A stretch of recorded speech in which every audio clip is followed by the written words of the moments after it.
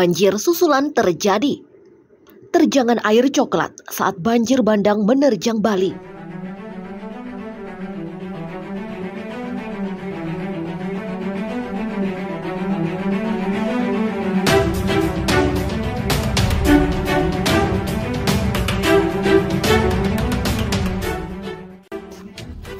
Bencana banjir susulan kembali melanda sejumlah wilayah di Provinsi Bali setelah hujan deras mengguyur sejak tadi pagi. Berdasarkan data terbaru dari Badan Nasional Penanggulangan Bencana (BNPB), puluhan orang dilaporkan meninggal dunia, sementara lebih dari 500 warga lainnya mengungsi ke tempat aman. 2 orang lainnya masih dalam pencarian hingga saat ini. Hujan dengan intensitas tinggi yang terjadi secara terus-menerus menyebabkan meluapnya beberapa sungai utama, termasuk di wilayah Denpasar, Badung, Gianyar, dan Jembrana.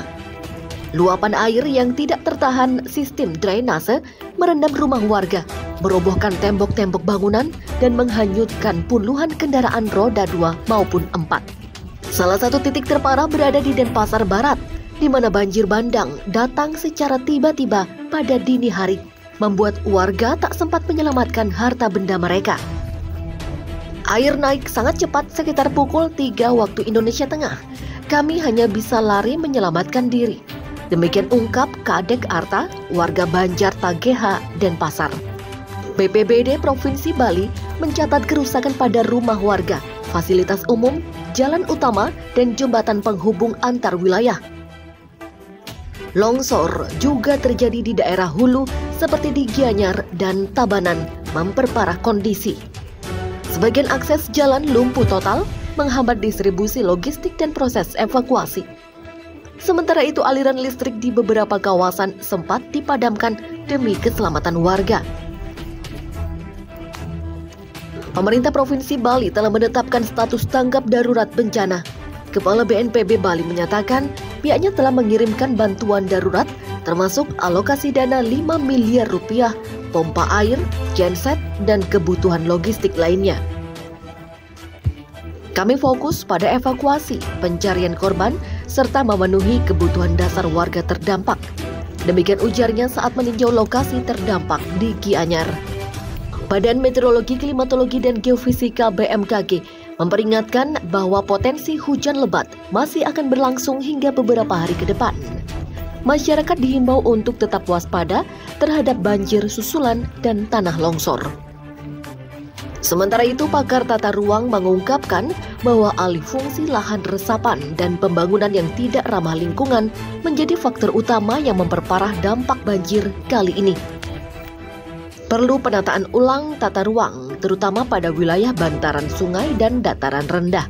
Demikian kata ahli lingkungan dari Universitas Udayana. Di tengah situasi darurat, berbagai pihak termasuk relawan, TNI Polri, dan komunitas lokal terus berjibaku membantu evakuasi dan pendistribusian bantuan.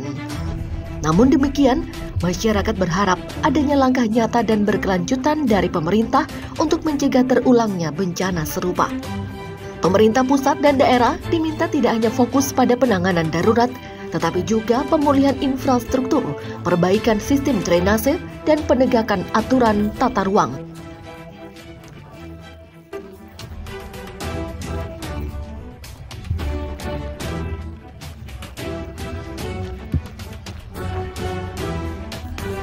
Tak hanya merusak rumah dan fasilitas umum, banjir susulan yang melanda Bali juga menyebabkan kerusakan parah pada kendaraan warga.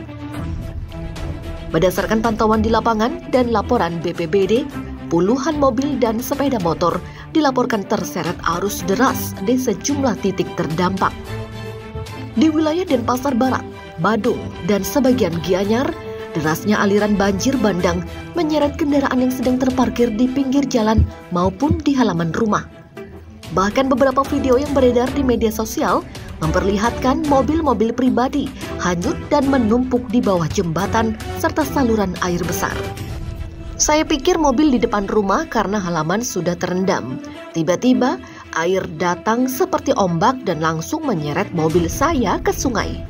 Demikian ujar I Gusti Madewira, warga desa Padang Sambian. Tim evakuasi gabungan dari BPBD, TNI, dan relawan menemukan sejumlah kendaraan dalam kondisi rusak berat. Sebagian mobil ditemukan dalam posisi terguling, terbalik, atau tersangkut di pagar dan pohon. Beberapa kendaraan yang terseret hingga ke aliran sungai kini masih dalam proses evakuasi menggunakan alat berat. Kami temukan 5 mobil dalam kondisi rusak total, terseret hingga ke pinggir sungai di kawasan Batu Bulan. Proses evakuasi cukup sulit karena medan berlumpur dan akses tertutup. Demikian jelas Komandan Tim SAR I Nyoman Prawira.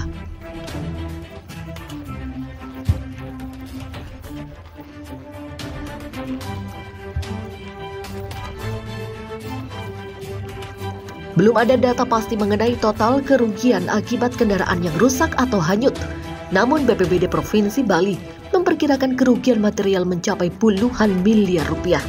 Mengingat banyak kendaraan yang tidak sempat diselamatkan, termasuk milik usaha transportasi, rental mobil, dan pelaku pariwisata. Asosiasi Pengusaha Rental Mobil Bali menyebut bahwa setidaknya belasan unit mobil wisata milik anggotanya ikut rusak karena terendam air atau terseret banjir. Kami sedang mendata kerusakan. Banyak anggota yang kehilangan unit kendaraan operasional karena tak sempat evakuasi. Ini menjadi pukulan berat di tengah pemulihan pariwisata. Demikian ujar Ketut Arya, Ketua Asosiasi Rental Mobil Bali. Menanggapi kondisi ini, pihak berwenang menghimbau warga agar tidak memarkir kendaraan di dekat sungai, drainase besar, atau jalanan yang rawan tergenang, terutama saat curah hujan tinggi. Pihak kepolisian juga telah memasang tanda peringatan dan menutup akses ke beberapa jalur rawan untuk mencegah terjadinya korban jiwa dan kerusakan lebih lanjut. Selain menyebabkan kerusakan rumah dan kendaraan, banjir susulan yang melanda Bali sejak Selasa malam juga mengakibatkan sejumlah jembatan utama putus, memutus akses transportasi dan logistik antar wilayah. Hingga Rabu sore, tercatat lebih dari 10 titik jembatan dan jalan penghubung mengalami kerusakan serius, terutama di wilayah Gianyar, Badung, dan Tabanan. Salah satu kerusakan paling parah terjadi di jembatan Tukat Yepenet yang menghubungkan wilayah Badung dengan Denpasar. Derasnya arus sungai yang meluap menghantam pilar utama jembatan hingga akhirnya roboh dan terbawa arus. Air naik dengan sangat cepat dan menghantam bagian tengah jembatan. Warga sudah sempat diperingatkan untuk tidak melintas dan beruntung tidak ada korban jiwa. Demikian kata Made Sutama, petugas BPBD Badung. Akibat jembatan yang terputus, sejumlah desa di kawasan hulu dan pedalaman menjadi terisolasi.